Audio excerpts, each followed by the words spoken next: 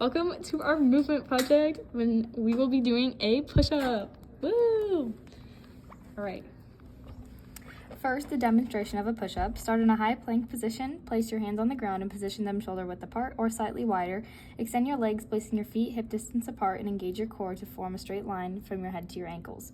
With control, bend your elbows to lower your entire body toward the ground.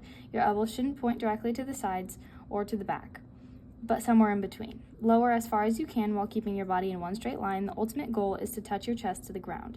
Pause at the bottom, then press through your palms to straighten your arms, returning to the starting position. Make sure your body moves as one unit and brace your core to ensure your hips don't sag or hike up. And Emmarie will demonstrate. All right.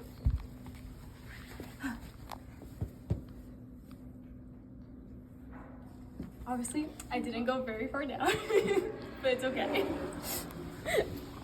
And now, the joints.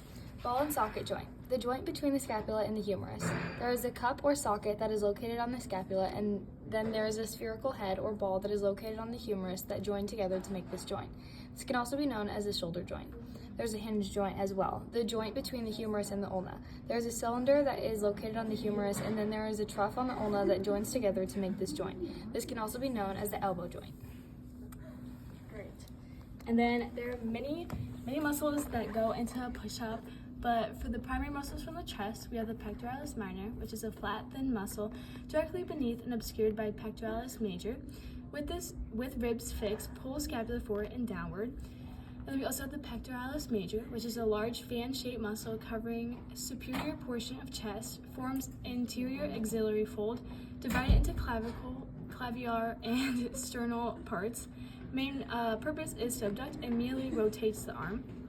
And then we have the deltoid, which is a thick, multi-pennant muscle, forming rounded shoulder muscle mass, a common site for intramuscular injection, prime mover of arm abduction when all of its fibers contract simultaneously. And then for the arms, we have the bicep brachii, two-head fusiform muscle. Bellies unite as insertion points is approached. Tendon of long head helps stabilize shoulder joint. Flexes and supinates the forearm. And then we have the brachialis, which is a strong muscle that is immediately deep to bicep brachii on distal humerus, major forearm flexor, tricep brachii, large fleshly muscle, the only muscle of the posterior compartment of arm, three-headed origin, long and lateral heads lie superficial to medial head, powerful forearm extensor. And then for the back, we have the trapezius, which is most superficial muscle of the posterior thorax. Flat and triangular, upper fibers run inferiorly to scapula, middle fibers run horizontally to scapula, and lower fibers run superiorly to scapula. Stabilizes, elevates, and retracts and rotates the scapula. And we have the latissimus dorsi, which is a broad, flat, triangular muscle of lower back, lumbar region. Extensive superficial origins covered by trapezius superiorly. Contributes to the posterior wall of axilla. Prime mover of arm extension, powerful arm adductor, and medially rotates the arm. There are many muscles, as shown here, that go into a push-up, but these are the primary muscles that are highlighted. And then we have the origin and insertion points, which with muscle max. We will do a video of muscle max later at the end of this video, but right now the origin points for the pectoralis minor is the anterior surface of ribs 3 and 5 or 2 and 4, and the insertion point is coracoid process of scapula. Then for the pectoralis major, the origin points is sternal end of clavicle, sternum, cartilage of ribs 1 through 6 or 7, and aponeurosis of external oblique muscle. The insertion point is the fibers converge to insert by a short tendon into intertubercular sulcus and greater tubercle of humerus. And then we have the origin point for the deltoid is a lateral third of clavicle, acromion, and spine of scapula opposite insertion of trapezius, and the insertion point is the deltoid tuberosity of humerus. For the arms, we have the bicep brachii. Sorry about this. Pronunciation is still a work in progress. The origin is the short head. For the short head, the coracoid process. The long head is the supraglenoid tubercle and lip of glenoid cavity. Tendon of long head runs within shoulder joint capsule and into intertubercular tubercular succulus of humerus. The insertion point is by common tendon of radial tuberosity in the brachialis. The origin point is the anterior surface of distal humerus embraces insertion of deltoid muscle. The insertion point is the coronary process of ulna and capsule of elbow joint. And the triceps brachii is the origin. The long head is the infraglenoid tubercle of scapula. The lateral head is the posterior shaft of humerus, and the medial head is the posterior humeral shaft distal to radial groove. The insertion point is by common tendon of olecranon of ulna. And lastly, we have the back for the trapezius. We have the origin point of the occipital bone, ligamentum nuclei, and spinous process of C7 in all thoracic vertebrae. The insertion point is a continuous insertion along acromion and spine of scapula and lateral third of clavicle. And for the latissimus dorsi, we have the origin points of indirect attachment via lumbodorsal fascia and to sponges of lower 6 thoracic vertebrae, lumbar vertebrae, lower 3 to 4 ribs, and iliac crest. And the insertion point for this is the spirals around teres major to insert in flora of intertubercle succulus of humerus. Then we will be going on to the movement analysis. So angular movements, they increase or decrease the angle between two bones. A push-up involves angular movements at several joints: shoulder flexion and extension, elbow flexion and extension, and scapular protraction and retraction. Shoulder flexion and extension during the descent, the shoulder moves down into flexion, the angle decreases as the arms move down. And during the ascent, the shoulder moves into extension, the angle increases as the arms push upward.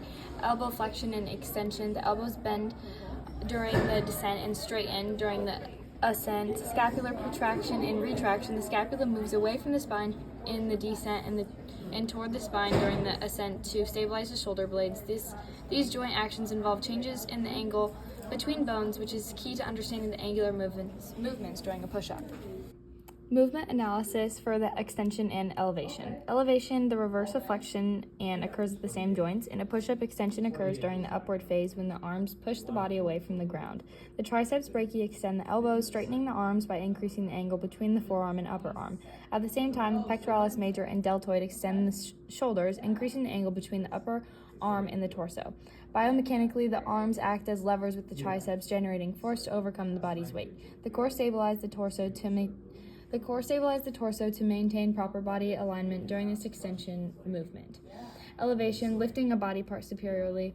In a push-up, elevation occurs in the scapula during the upward phase as the shoulder blades move away from the spine. The serratus anterior and trapezius muscles are primarily responsible for scapular protection, a form of elevation. To stabilize and move the scapula upward, this action ensures proper shoulder alignment and prevents winging of the shoulder blades. Biomechanically, the scapula must move smoothly with the arms to maintain efficient force transfer through the shoulder joint. Proper scapular elevation aids in maintaining balance and preventing shoulder strain during a push-up. And then there's also depression, which is moving the elevated part inferiorly. In a push-up, depression of the scapula occurs as the shoulder blades move downward, especially during the descent phase. The lower trapezius and rhomboid muscles are responsible for this action, pulling the scapula toward the spine and downward. This movement helps maintain shoulder stability and aligns the shoulder joint for proper force transfer. Biomechanically, scapular depression allows the arms to generate efficient upward force during the extension phase by keeping the shoulder joint properly positioned. Proper depression ensures smooth scapular movement and reduces the risk of shoulder injury during the push-up.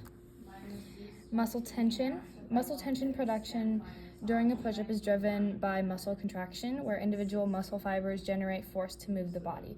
The process starts at the cellular level within the muscle fibers, where cross-bridge cycling occurs between the actin and myosin filaments. In response to an action potential from the nervous system, calcium ions are released from the sarcoplasmic reticulum into the muscle fiber's cytoplasm.